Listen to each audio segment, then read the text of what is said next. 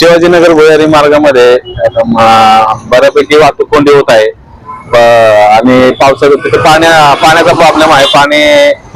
पाण्याचा जो झरा आहे पाणी कंटिन्युअस असतं आणि खड्डे पण भरपूर पडलेले आहेत. त्याच्यामुळे वाहतूक कोंडी होते. ऍक्सिडेंटच्या प्रमाणामध्ये 4 दिवसापूर्वी एक ऍक्सिडेंट झाला होता.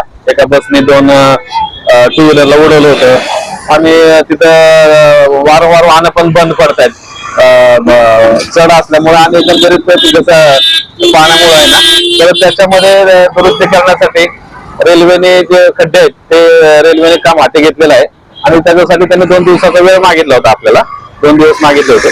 शनिवार रविवार ट्रॅफिक कमी असतं भुयारी मार्गातून, त्याच्यामुळे आपण हा शनिवार आणि रविवार त्यांना 2 दिवस दिले. तर रात्री सकाळी 10 वाजल्यापासून त्यांनी काम सुरू केलंय आणि आज होऊन जाईल, आज आणि उद्या दुपारपर्यंत. नंतर मग 1 दिवस त्यांना क्युरिंगला लागेल. क्युरिंगला म्हणजे सोमवार सकाळी 10 वाजल्यापासून वाहतूक परत सुरू होईल.